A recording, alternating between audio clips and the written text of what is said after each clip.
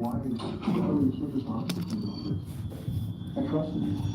Nikki would soon realize that the one person she thought law enforcement would never blame was the one they eventually would suspect the most. I'm going to say that Chad's death was not an accident.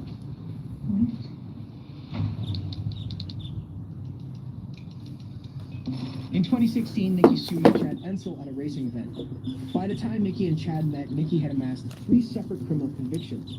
In fact, Nikki Does that bother you? This? No. Okay. And she and her 2 children moved into Chad's house. I'm abiding by your rules because this is a project for outdoors and I'm doing an indoory thing, you know what I mean? I like to crochet and watch cases.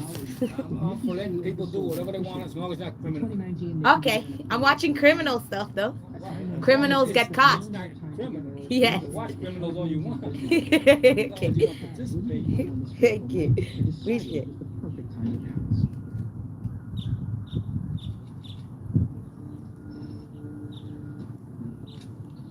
On the evening of December 30th, Chad Ensel left his home to go bowling, one of his regular hobbies.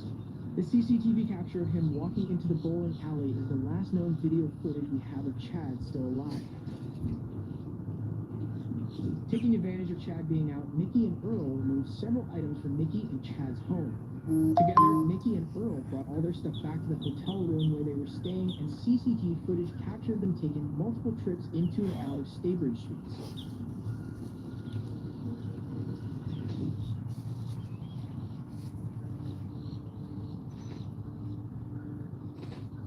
Chad arrived back home sometime before 1:11 a.m. Between then and 2:56 a.m., Chad's life would be taken. But how? On January 2nd, Chad's co-workers became concerned that he wasn't showing up for work. They decided to make a trip to Chad's home to check on him. They received no response when they knocked on the door, despite seeing Chad's car in the driveway. Having failed to contact Chad, his co-workers called the police, requesting that they perform a welfare check on him. The police also made their way to the property and received no response when they knocked on the door. At 5 p.m., Nikki returned from work and parked in the driveway of her and Chad's home. When she went inside, she was stunned that smoke had filled her house. She called 911. I've been out for a few days, and I tried calling them, no answer.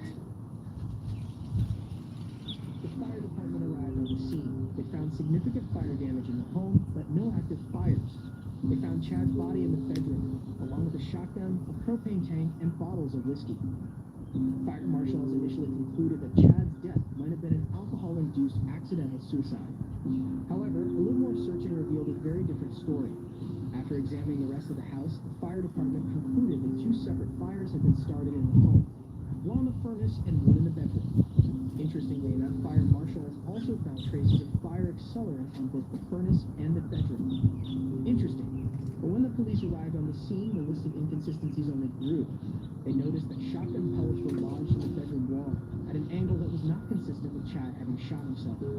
By this point, the police had strong suspicion that foul play was involved in Chad Ensel's death. On January 8th, Nikki was interviewed by 2 Bismarck police officers, initially as a potential witness or source of further information. However, as you will soon see, the officers suspect Nikki might know more than she let on, and the footage from Nikki's interrogation reveals painstaking efforts by police to unravel the tangled web of lies and false evidence that Nikki had woven around them. You don't have to do like that alone.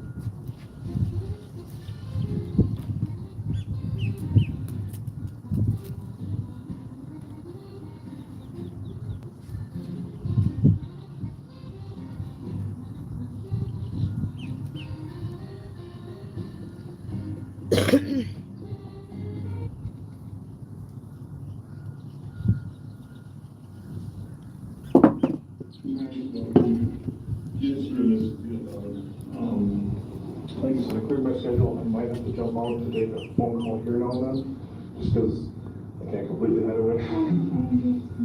Once again, I apologize so much. I couldn't get back to you. Like I said, I was in court. It just, judge doesn't let me take phone calls or anything, so. In most police interrogations conducted in the United States, officers begin with the immediate application of the Reed technique.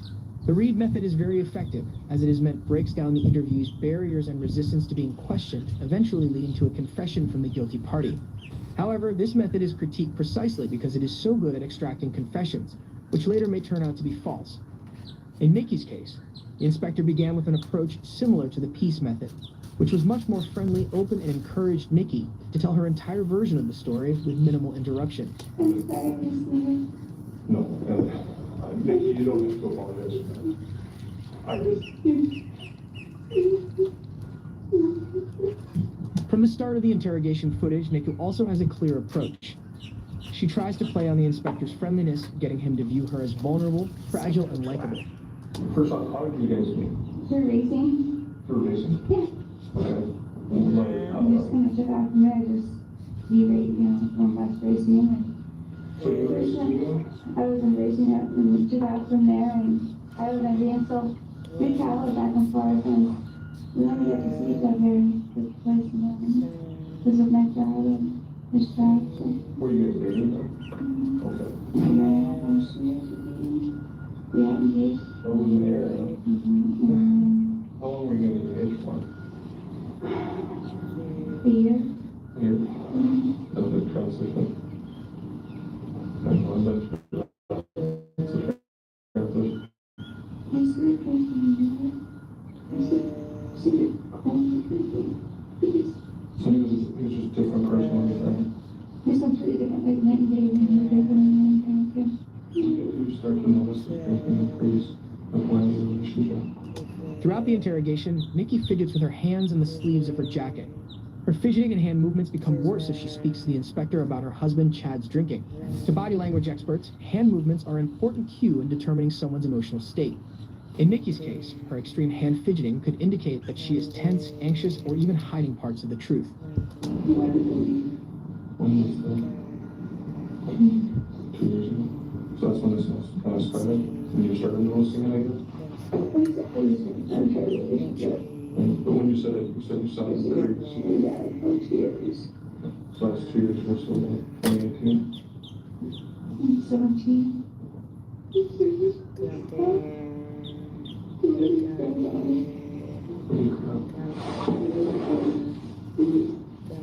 There's also a clear mismatch between Nikki's shy, mumbling speaking tone and her body language. She does not hesitate to forcefully grab the inspector's arm to demonstrate Chad's alleged abuse. This lack of synchronization between her verbal and physical persona would have instantly revealed to the inspector that a much stronger personality was being concealed behind the demure persona Nikki was performing. I have to go with the defense for the lawyers and So was there a time that you were like, I think I'm gonna, try for this? I know you said you had gotten new phones. Yeah, well, new phones is always all the other stuff leather. Right.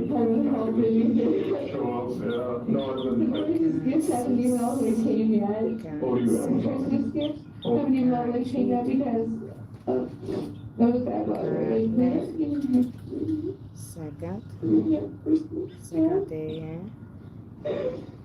Second. As the interrogation progresses, Nikki's mood is wildly inconsistent. Periodically, her shy, quiet demeanor falls away, and she quickly shifts into an upbeat, louder toner. She even occasionally laughs along with the police officer, only to return to mumbling and crying within the same sentence. This once again demonstrates a lack of synchronization that betrays to the police officer that the emotions Nikki displays on the surface may not be entirely trustworthy.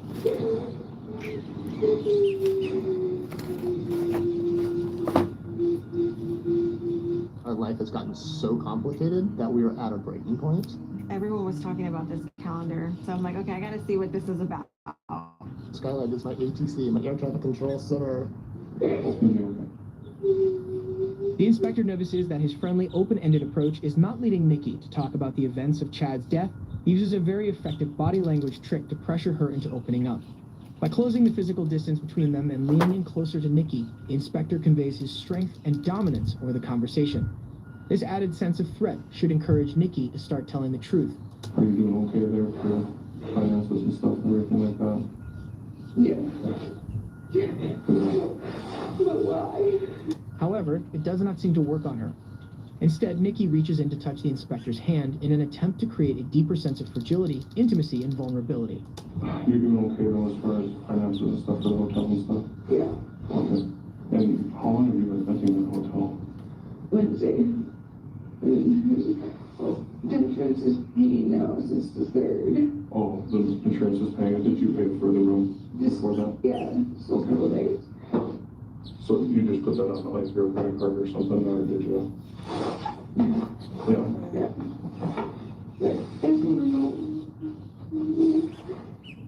Do you need the drink? No. Did you see anything when you went back, to the house, anything weird or anything like that? I'm sorry, I couldn't do things very well. I played with those videos. You pointed out this one? This is the video that they blocked when you Oh, I'm sorry, let me clarify. Nikki begins actively using deflection methods to distract the inspector from important moments in Nikki's story. We can see a particularly extreme example of this when Nikki suddenly bursts into louder and more intense crying than before, just after the inspector implies that she might have seen something strange on the night Chad died.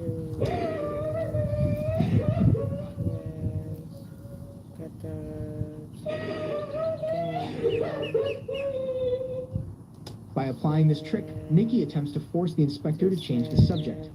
Instead, the inspector should have noticed that louder crying is one of Nikki's hotspot cues. In criminal psychology, hotspots are behavior patterns that flag up when an important or stressful topic are being discussed.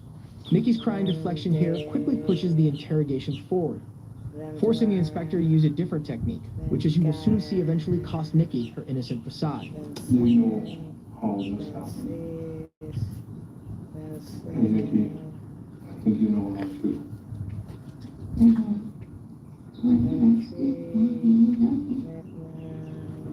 One of the crucial moments in Nikki's interrogation is the inspector's shift from a version of the peace method to using the read technique. The first step in using the read method is to directly present incriminating evidence to the suspect, encouraging them to confess. Chad, did not die in the fire. Okay. Chad was killed by a gunshot. He was killed by a firearm. We did not have autopsy on Chad. And there was no slit in his lung or in his throat. And that tells us that Chad was dead before the fire started. In this case, the inspector candidly tells Nikki that Chad did not die in the fire but was shot instead.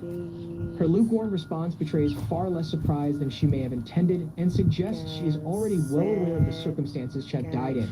Nikki, this is Joanne. Hi. He's with Bureau of Criminal Investigations. However, because Nikki still isn't coming clean, a second inspector joins the interrogation to support the application of the read technique. And, I put this on my own. When the second inspector walks in, Nikki's first response is to state that she has to leave soon. Within less than 3 seconds, Nikki had immediately revealed to both inspectors at the turn of the interrogation had made her extremely skittish and defensive. To the inspectors, this would have been an important red flag as it became clear they were reaching a potential breaking point. I wanted to come in when we knew that, so we wanted to get me in here as soon as we could. And sorry, I had some other things going on too, so I missed a lot of trying to do it. You've been talking to him for a while now. So I guess at this point, I've reviewed everything. The biggest thing you need to be doing right now is you gotta be honest about it. We have a lot of information. I was at the crime scene. I know you've been talking to him and told him some things. Some of that I can tell you right now is not true. Then explain to me why at 6:32 there was someone back out there. You guys are back out there.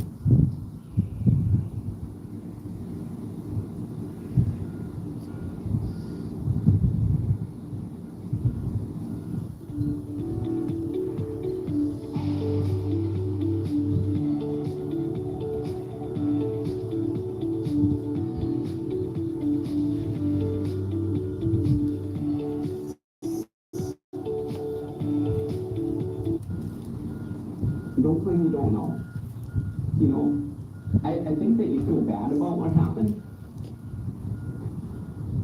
Here, look at me though. You feel bad about what happened, don't you? What's happened to Chad? at this point. I'm not going to do I it. think, here's the deal on this. The longer time goes on, what you do know, it's not gonna get any easier. It's gonna keep building up and building up on you. You're not gonna later on feel better about this. The only way you're gonna have any closure to this at all is for you to be honest with us. And since I've been in here, you haven't been honest to me at all. The second inspector is far more aggressive than the first, proceeding with the Reed technique and reaching a point where he explicitly and repeatedly accuses Nikki of lying, pushing her into longer silences and shorter answers as she tries to piece together a new version of events that makes sense in the face of evidence against her. I don't know what happened, you know. I don't. That's why I asked you guys. I don't know. But then why do you keep lying to me? I don't know what happened to him. I don't. One of the core elements in the application of the Reed method is the development of a theme to present to the suspect and see whether or not their responses confirm it. From the get-go, the second inspector's implicit theme is that Nikki killed Chad, or at least knows who did.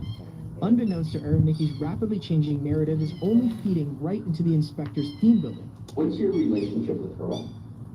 We know each other, like, we first bought cookies, and where we I've been catered or cooked for him before, and we more so developed this joking relationship. He's hung out with my kids. I've met his daughter. Have you met his wife? You said he was married, right? Okay. No, I've not met his wife. No. Okay. No. And Chad knows Earl? Hmm? Okay. No. Are they friends? They've met. They've hung out. They came over and. One of the topics the second inspector covers in detail is the nature of Nikki's relationship with Earl.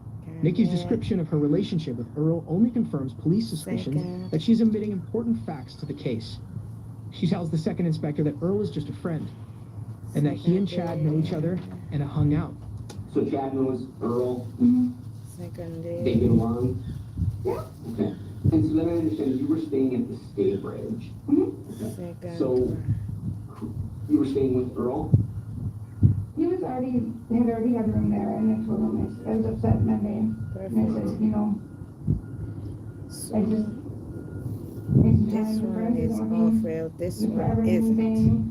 I said, I told Chad, I can't keep doing I need to finish that I don't part want to be here. I said, and then get on it all this. pretty much sense. What did Chad think of you going and staying in a hotel room with Earl? Chad didn't think anything of that? Maybe I could. Really? I'm a married man If I myself. keep 9. That would not fly me. Close it off. I don't know any guy that would fly like that. I think you go stay. What would you have done if Chad had went and stayed with Earl's wife in a hotel room while you stayed home? Come on, let's be realistic here. So you and Earl, it's more than just a friend. I mean, there's definitely a romantic relationship there, right? In response, the officer Earl attempts to get Nikki to has been admit to her getting romantic it in involvement with with Earl by highlighting how implausible it seems for Chad to have been fine with Nikki staying in a hotel room alone with Earl. I want to hear step by step what happened when you and Earl were out there for an hour and 40 We went minutes. off to the house. We got there. We were drinking. I want the lily down there. You know you can eat lilies, like the flowers, and they're supposed to be really good for you. Tomorrow. Tell me something I don't know. I wonder what they taste like. Oh, Mm. seriously? Oh, yeah. Like AAA chicken. Car Insurance has provided superior coverage and peace of mind for families for over 100 years. Oh, AAA Car Insurance helps keep you protected with the coverage you deserve. Yeah. good. I have to I'm think gonna like leave that. Tinkerbell so I could like You float really, on really the are. lily pads. Switch and save with AAA Car Insurance and expect something more. That's what that bird's doing, just walking on top of the lily pad. Nobody Because they have no air. They only have air in their Big bones. consumer booking It's really sites. light. We've been doing Yeah. this for over 45 years. I've got saving our customers marrow. a whopping 525 For milk. Chad was in his house, whatever you want to call it, in his house, right? And he was drinking. I was you know, they talked about whatever, and I told him, I said, I'm not staying here for this doesn't work. I put that on my It's not own happening. mama. I can't do it. The kids Oh, can't let do me show it. my view. It's not fair. How beautiful it is out here. I said, I want nothing more than to be the place that has heat. It's freezing outside, everything else. Losing what everything. I finally just said, that's it. Done. I'm leaving. I left. Where was Earl doing? His boots on come out. Huh? His boots on come out of the house. Okay. Was he actually, or was he still in the house when they were out there? How was those boots on? Okay. Then where was he putting boots on? I didn't know. I feel like you know. Okay. I said,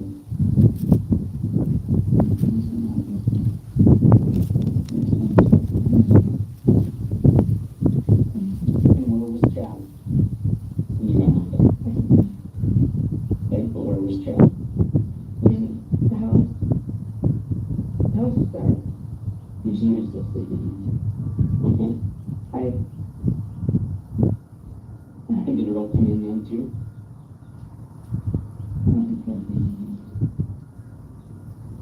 Think about that for a minute. The second inspector's application of the Reed method is very effective, causing Nikki to crack and recount an entirely different version of events than the one she had initially presented to the first inspector.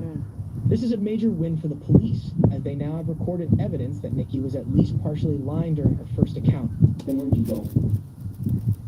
Right in the house.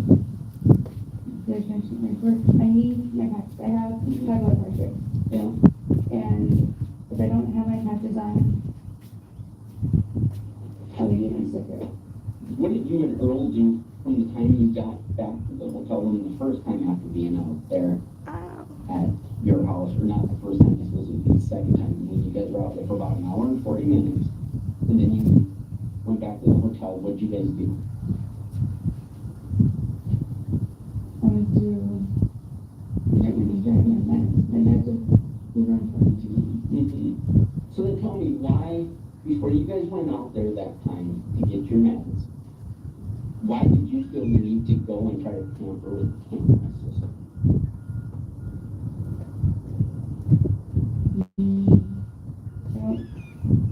You logged on at 12:43 a.m. and were attempting to put the camera in like a privacy mode, which just didn't work. And then you showed up out there 15 minutes later. Anybody can log into my cameras that have my stuff. They don't just have to be whatever. I mean, But it wasn't just anyone, it was you. I've opened my It wasn't cameras. just anyone. I've opened my cameras before and it's been open and I've not known it's been open before. But here's the other thing. If I go near my home with my watch and all that, my geofence goes off. Right. So But so why were you in there trying to switch the camera on? I was going to, It was you, we know it was you. if I was in it, I had my hand on the button and I'm not paying attention. I don't go in and deep down with the system a lot. I know I went into it the other day and tried to update my geofence from where we live to where we're living now. And it wouldn't work. It kept defaulting back to other stuff. And Red and black like a cardinal. go in and change myself before. Because when I go over to school or take 2 days from school, it beeps at me. I'm gonna call this I cardinal. gotta change it. We don't even live there. Just over an hour into the interrogation, Nikki finally begins telling the inspector about the days leading up to Chad's death.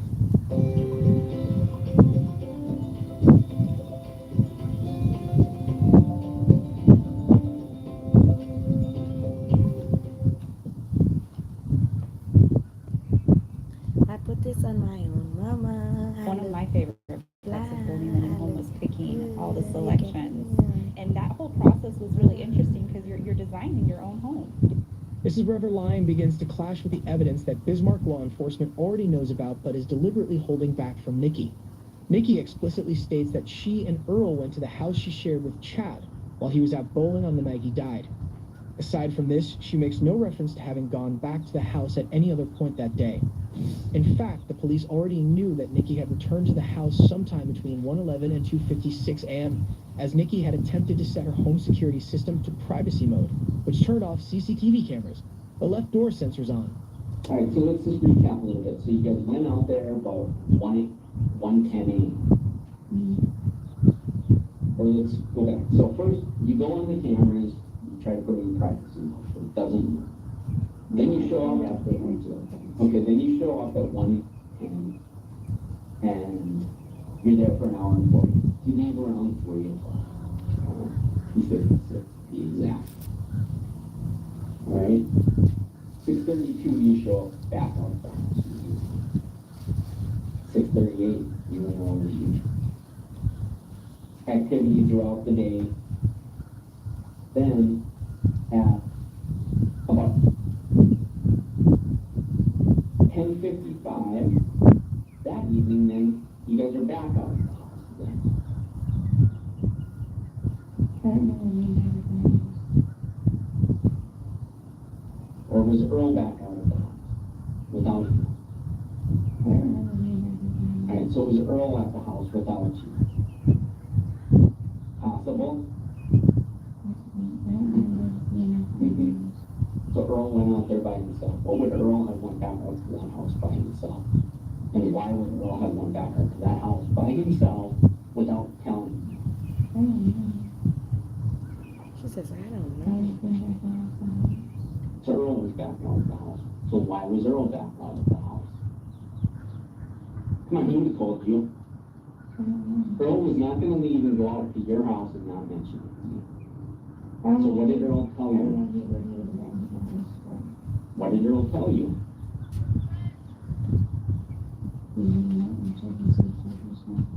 Okay. So he did tell you. Okay, so why didn't you go with him? I'm not trying to be mean to you. I'm not trying to be disrespectful to you in any way.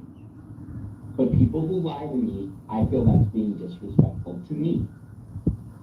If you want me to treat you with that respect, you're going to start treating me with that respect. And your continuous lying isn't working.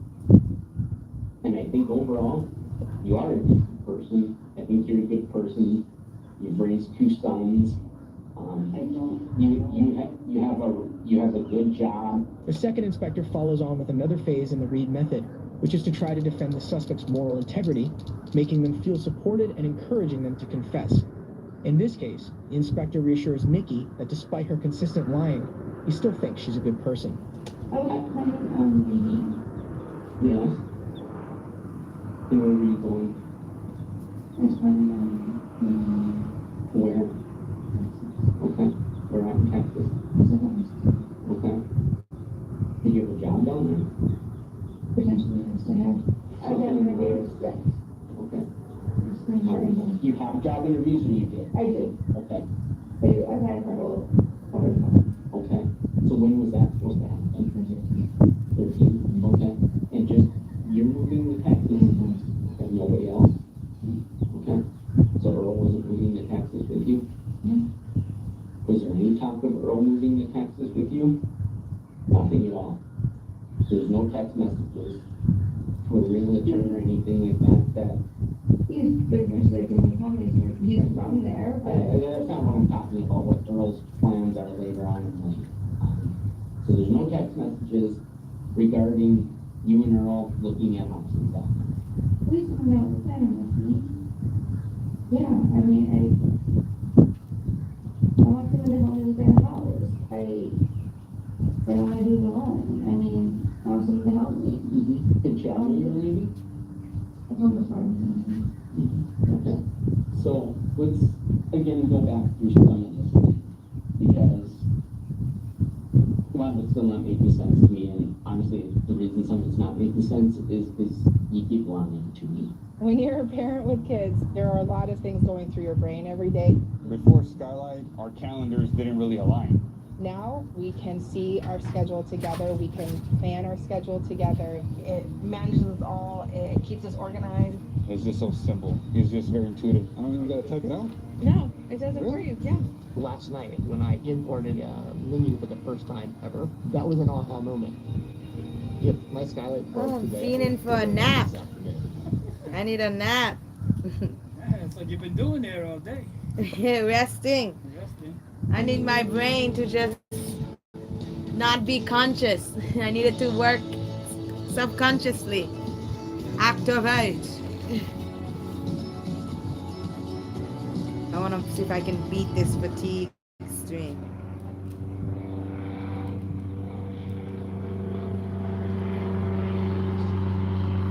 Almost everything I can ask you about the events.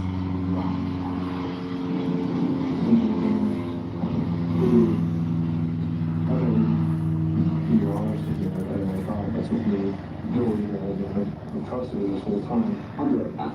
I don't know. Okay, but Nikki, so why were you so dishonest with me like this? I trusted you. I said I trusted you. You trusted a criminal. I know, but I asked you those things. I asked you that. You weren't honest with me. Why? He said, why? You weren't honest with me. Why? Nikki, that's not forgetting. That's lying to me. You lied to me. And we know that Chad was killed. You gotta tell us an explanation for it. Honestly, I don't. Something more happened that night. No.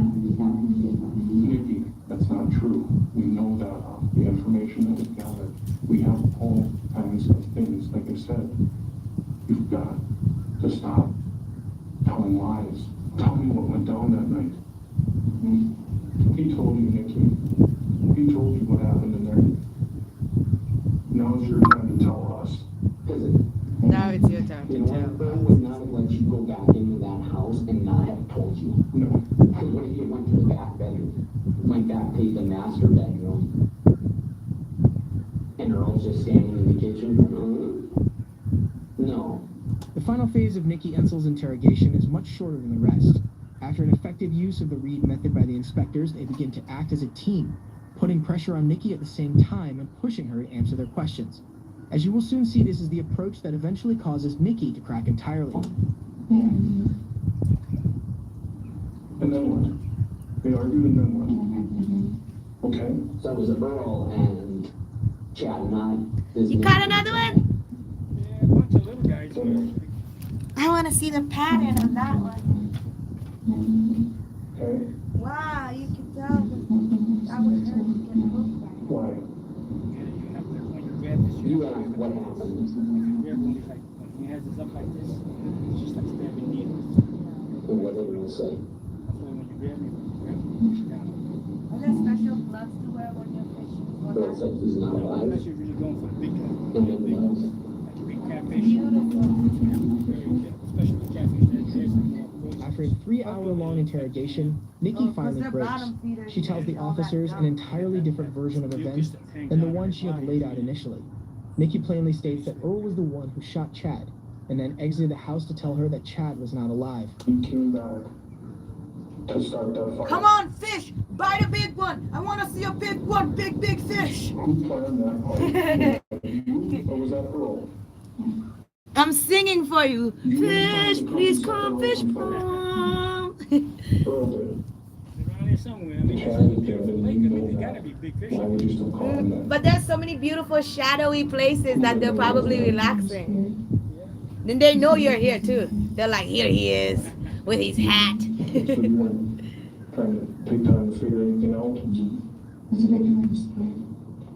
What about then on the second when his co-workers are out at the house and they call you and say, hey. The next time I go fishing, you just basically tell I them, think, because, you know, it'll be my first time in a while. It'll be a big event for me. I'm going to bring, like, something where I can put the fish in, and then it could swim around while I catch others in that space so I can look at them until I'm ready to go. Kind of like a fencing thing like this, but like a tube. And they can slide in and fish, and I can see them, and then when I'm ready to go, let them go. Carry a big bucket. It's in the car. To look at them? There's no place to fill it up. Oh yeah. You can't. Crazy circumstances that just snowball out of I could dingle you over by your legs. Are you talking out of fear?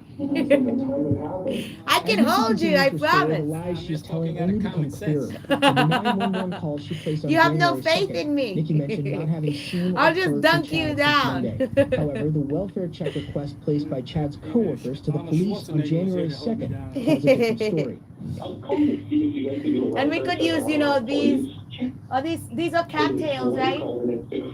Are they cattails? Okay, but they don't have the blossom on them.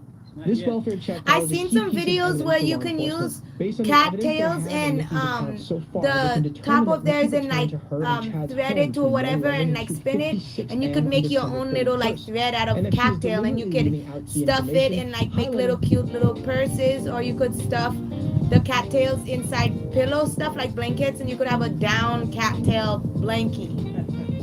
I think that's super cool, and I've seen some videos where you can take the cattail, like all of these, you could just cut them off and like make them really, really thin, you know, and dry them out, and then you could weave them and make baskets. I used to make baskets when I was younger. All that talent has submerged, but I'm bringing it back up. Yeah. Pretty soon you're gonna see me with a big stack of cattails. You'll be like, there she goes. You gotta go into the water to get those guys. I got you. I will take the fishing line and wrap it around your leg and like throw you, and you just catch it in air, mid-air, you know, like a frog. That'll be our best trick yet. Or you could throw me. No, I just having a broken hand. I can't afford to have it. I broke my left hand the other day. 2 months ago. It's healing now. I broke this bone from here. You're throwing stuff right now. But yeah, it's over 2 months already. So it's healed. I tore my Achilles. And that's why we're talking about, okay? We're getting past that point, okay? Of all that light. That's your conscience telling you to do the right thing, okay? That's the mother in you of 2 children telling you To really you cast have off. to take care of them, you have to come forward, you have to tell them. This morning was nice and calm. Tell me what those conversations were, so I can understand and I can make sense of this. And like I said, if this is something that's snowballed out of control, like you said, that can make sense, right? But I can't keep dragging these answers out of you. I can't keep dragging what happened. I can't ask for the truth any harder.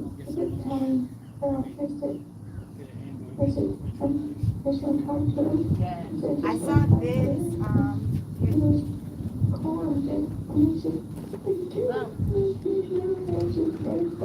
this is part of your inspection.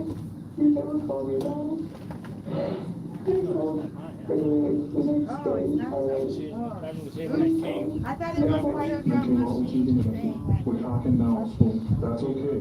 I apologize. Somebody must have opened something.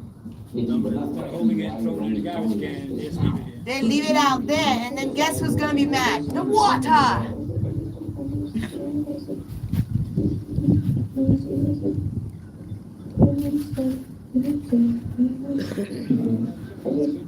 Definitely got good bait here. Yes. People just ain't biting.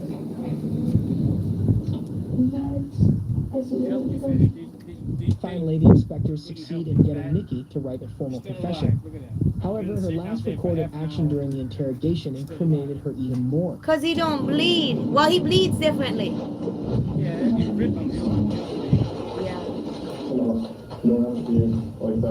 Look at him. He had a good time too. He was being cast off. He flew. That's a lucky fish.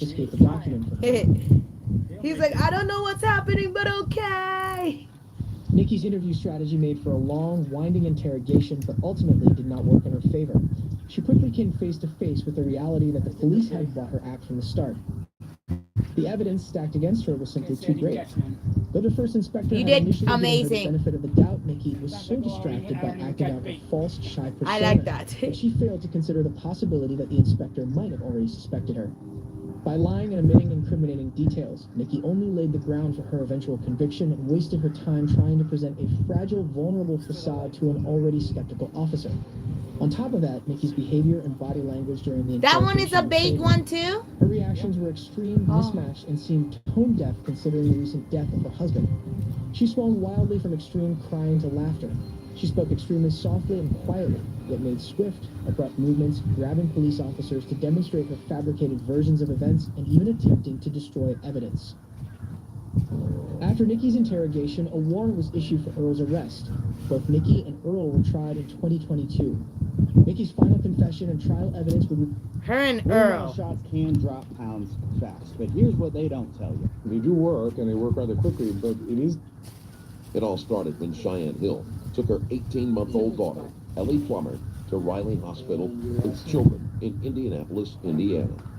Ellie's Have you ever injuries fished were on so the ocean? unusual and shocking that hospital staff You really wasted no catch some big time ones there. notifying the That's authorities. my dream. I would Cheyenne love was to go already in the fishing on hospital the when ocean. cops started questioning her. Daytona come together today fish off the pier. I want somebody who has their boat to allow me to just get on and say, can I hang out with you guys for the day? I'm not too crazy about boats. I used to go out with my friends. I had about 4 guys who used to go every Friday and Saturday fishing. And they used to get a little too drunk. Oh. One time we were way out, we couldn't even see Holly land. I said, shit, let's go back. We're too far from the shoreline. And then the waves started getting kind of big. Oh. I said, look, let's go. Consequences. They started going around in circles to make fun, you know, all that. And we caught a wave, and the boat went like that. I said, we're going under, and we're not going to make it. But luckily, it swung up. I said, look, get the hell away from me. He said, you guys are not my friends anymore. I never went out with them anymore after that. Drunken bums, you're going to get me killed. Just a simple day on the boat, you know. That boat went like this. I mean, it went like that. Then it went, okay. And afterward, they're like, oh, yeah. They thought it was funny. Oh, look at that, man. We almost went over. Oh, no, almost. He said, I'm happy if we would have went over, you dumbass. Okay, have a good day. You too. Have fun with your meal. I'm gonna get here the nearest hamburger joint. Okay, well, have a beautiful rest of your day. Thank you. Thank you. She was awake and coherent and fine. She went to sleep. She 3:20. 3:40 to 5:20. 3:40. She was awake and coherent. I was asleep. Cameron said her so I could sleep. At the time, I she was definitely living got to with get Cameron myself a and fishing, two my other fishing pole. I children at their had home. one, but then I messed it up because it was a cheap one. Wasn't the best, you know, and then now I got to get another one. I'm really into it. Once I got everything lined up, schedule lined up, then I will definitely be fishing. I went into Cameron's room and hung out with him for a little bit to talk, and then went back in there to wake her up before I went to work, to take her down to the babysitter. She wouldn't wake up. I thought maybe she was just too tired. I asked him if I could leave her with him for as long as like if he needed to call me to do that, so I could go to work. I went to work for an hour, and he said that they said she needed to go to the hospital. So I came to her and took her to the hospital. Michelle, Robbie, my babysitter. Now, when you, from the time you left her and went to work until you had returned and brought her here, had you noticed anything physically different? No. Nothing visibly? No, whenever I left, she still had some bruising and stuff from last night that was new. Michelle knew, like, she said nothing happened, so she just had some slight bruising on her face. Who's Michelle? My babysitter. Whenever I picked her up, I was like, oh, she has some more bruises, and then, I think about it that she's a baby, and she bruises easily, which she might have lupus, so we're not sure if it's because of that she's bruising easily. As already highlighted, when Ellie was brought to the hospital, it was clear the little girl had been subjected to unimaginable violence. Her broken collarbone, swollen head, bruises across her face, and brain bleed for evidence of the horrific trauma she had suffered in her short life. For someone who had just lost her daughter in such a horrific way, Cheyenne seemed unusually calm. Nothing had been different. That she originally had a knot on her head because she fell. She rolled off the bed about a week and a half ago. I'm not sure if she had anything else. It was at Cameron's house. It was in my bed. She just rolled off and onto the floor. The floor is wooden, but that's all that happened, and she had a lump. So the lump had went down. Brett had seen it. It was just a little lump. Right, and so the lump was here in between her eyes? Mm-hmm. Okay. And I had iced it last night because it looked like it was a little bit bigger, so I iced it to try to get the swelling down. Okay. And then, did she, Cameron iced hang on it just a last minute. night too. Just, when this up here occurred, did she have, was there any other problems with her as far as mobility wise? No, she was fine. Does she crawl or walk? Walks. She does walk. And playing and moving her arms and stuff like that was all good? Yeah. Okay, continue on. And then last night was fine too. She was walking fine. I gave her a bath before bed too. And she was playing in the bathtub fine. But whenever she went back to sleep at 5:20, and then whenever I woke up, and then she was snoring, which she snores. I didn't think anything was wrong with her. I didn't think anything was wrong with her. What? Anyway. So. Boring case. I need a better case. I didn't know that she, was having a brain bleed. I was supposed to know she was having a brain bleed. While this case seemed unusual, it wasn't entirely new. Past tips had pointed to strange incidents involving this mother and her daughter, but the truth that was about to unfold was stranger still. Do you want to see pictures? Okay. It's bad. Have they left yet? Yeah. Is that was them going out? Okay. The doctor said they're using it. All right, we'll let you get to it. I know you got a lot to do. See you guys. Likely not survivable. With the earlier reports and complaints about the household, it's painfully clear that Ellie's home life was anything but stable or safe. We had a report made. Let me pull the actual date. Switch to Google Fi Wireless and get 25 gigabytes of high-speed hotspot tethering per month for each line. March 4th, 2022. The quiet town of Kamas in northern Utah is asleep. On the outskirts stands a house with accent lighting. Behind its windows, only one lamp burns. At 3:22 a.m., a call is made to the emergency services. A woman's voice comes over the line, shaky. "My husband, he's not breathing. Please come." The dispatcher records the address, 282 Willow Court.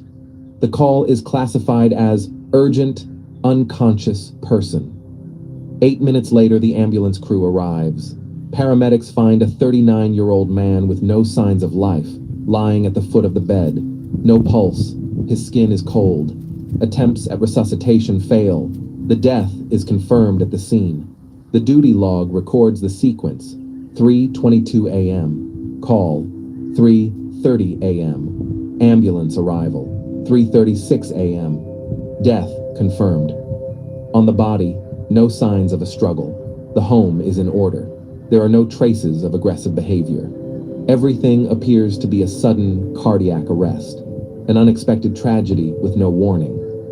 As the body is taken to the morgue, nobody yet suspects that this house will soon become the center of a high-profile investigation, and that the story itself is about to turn into a crime, carefully disguised as an accident. Hey everyone.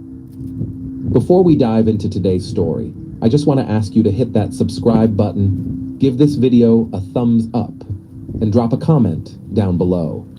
I put a lot of effort into bringing you real, true crime cases from all around the world. Only authentic stories here. Your support really helps the channel grow, and I truly appreciate any interaction. Kamas is a small town in northern Utah with about 2,500 residents. One main street, a few schools, a couple of shops, and the church where nearly the whole town gathers on Sundays. Life here moves slowly. House doors stay unlocked during the day. Locals know each other by name. Any news, even the smallest, spreads fast, and rare tragedies are talked about for weeks, slowly turning into local legends. The house on Willow Court, with its well-kept lawn and large windows, stood out among its modest neighbors. The family living there was respected in Camas. The husband, Eric Richens, 39, owned a construction company known for quality stone masonry work. In the area, he was considered someone you could count on, punctual, attentive, always ready to help.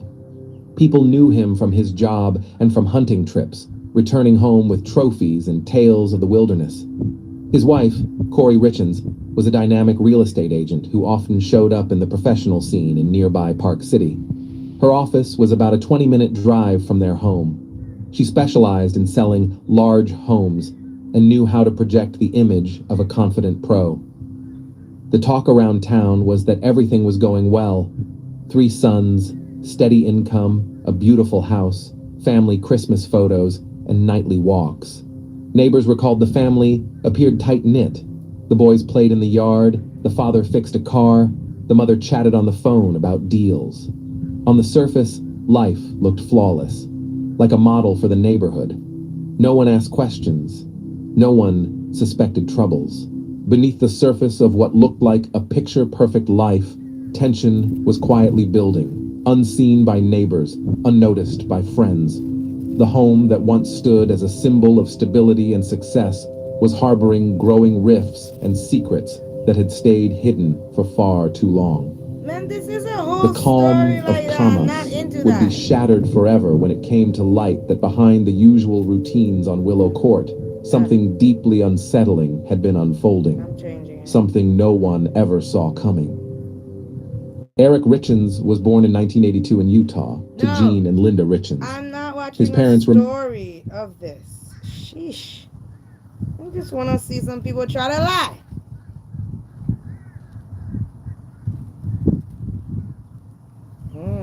A woman framed. Oh, Lord.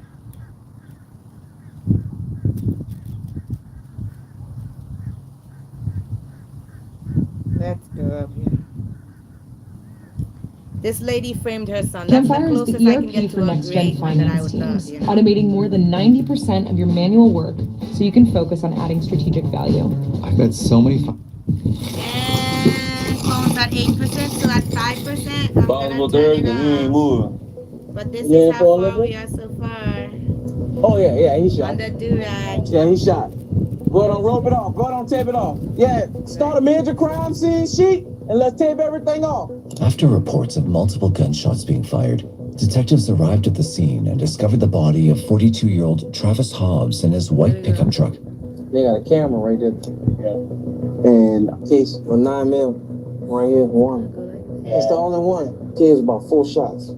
While investigating the case, detectives would be shocked to find out that the culprit was right in front of their eyes, hiding in plain sight. Travis's ex-girlfriend, Rashida Jackson. This time I heard a boom, boom, boom sound. I gotta step on the tub to see. I just saw a back of a truck just skiing out. But Rashida had carefully crafted a sinister plan. Soon, she tried to entrap the investigators in her web of lies and put the blame on her innocent son. Okay, so explain to me what you say. You say your son says Travis wanted a gun or something like that. Who's that? That's your son. All right. Once you tell one lie, you gotta tell another one. You gotta keep going. And she's not a very good liar. Around 3 a.m. on Saturday, January 27th, 2024, the New Orleans Police Department received a 911 call. The caller told them that they'd heard gunshots go off in the 3rd District of the Gentilly neighborhood. Well, fire in the 3rd District. That's cool. I got sight on it. Back windows hit. Immediately responding to the call, officers arrived in the neighborhood in question and found a man seated in a white pickup truck parked in the middle of the street. Officers tried to open the truck doors, but they wouldn't budge, and the man inside was unresponsive. The officers ultimately had to break the truck's window open to understand what was going on, and when they did, I want a to make tragic matching scene bathing started to suits with unfold. this one. I'm gonna make a matching bathing suit. Possible third, because he ain't moving. You leaning for a little bit? Oh, yeah, he shot. Yeah, he shot. Go ahead and rope it off. Go ahead and tape it off. Yeah, start a major crime scene sheet, and let's tape everything off. This is going to be on 30. It was too late to save the man. He was covered in blood and had multiple gunshot wounds on his upper body. The officers identified him as 42-year-old Travis Anthony Hobbs. We got a male deceased inside of a white truck. Third district response to a call of shots fired. The vehicle apparently drove up this way, stopped at that road closure. Okay. No witnesses, nothing. Nobody. The only witness is the man that observed the truck make the turn, stopped, and then back up. He said that he just saw the truck and then called 911. Since the murder had taken place just moments ago, detectives started inspecting the area, looking around for any witnesses or maybe any possible suspects. 7%. The scene's probably off of one of these streets. We just got to find her. The call came up, and so I'm gonna go look for cases over there. Let's take it from this corner right here, because if anybody drive up, they're gonna be like right on it. Hey, y'all about to come out? Y'all coming out? However, this wasn't easy for them. Since it was 3 a.m., there was hardly anyone on the street, and the person who had called 911 had vanished also. Yeah, the lady just left here. Yeah, her car was right here, and I helped her get out the tape. And here comes the rain. The stormy weather only made the search more difficult for them. But even in such chaotic conditions, detectives did find a crucial piece of evidence. They got a camera right there. Yeah. And case a 9mm right here for one. Yeah. It's the only one. Says about 4 shots. Let me show you something that's sticking out for you. Look at that piece of paper. This piece of paper right here. Look around here. Oh, it's not as wet as everything else. It's not wet at all. Everything out here is soaking wet. Except that home dry. Like somebody trying to pick something up. Yeah.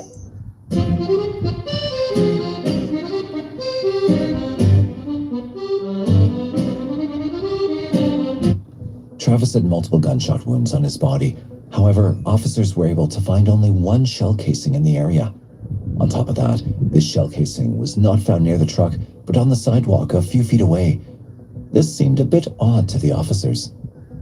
Additionally, taking a closer look at the crime scene, detectives tried to piece together what Travis's final moments might have been like. Walking up to the car, I can see the holes that are on the passenger side of the vehicle, which tells me that someone was standing outside shooting into that vehicle.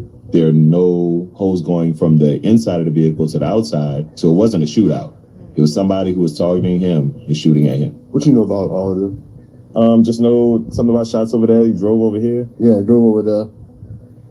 Shell casing and a napkin that was dry over there. Storming all night, so it has to be somewhat current. Okay. The warrant sign, we just wait for the coroner to get here. We already got the search warrant, we may as well use it. Right. Yeah, I know, right? With a search warrant for the truck ready, officers decided to take a look inside, hoping to find any more clues that could lead to the killer. However, evidence found in the car only added another layer of mystery to the case. Okay, we got 2 copper fragments, red driver floorboard. Oh, wait. 6%, one more until I Oh, get yeah, up. we'll take it. Make it some Rail Johnson luck. You never know, right? What's going through my head is trying to find out where did he come from. He's in the middle of the street. His car is shot up. It's just a big whodunit. And why? However, this was only the beginning. Detectives could never have imagined what was coming their way next.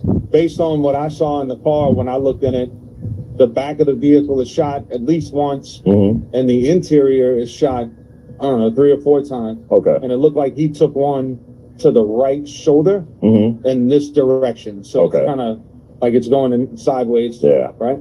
So, do you have a name on him? Travis Hobbs. It turned out that Ravel Johnson, one of the homicide detectives working the case, had past encounters with Travis.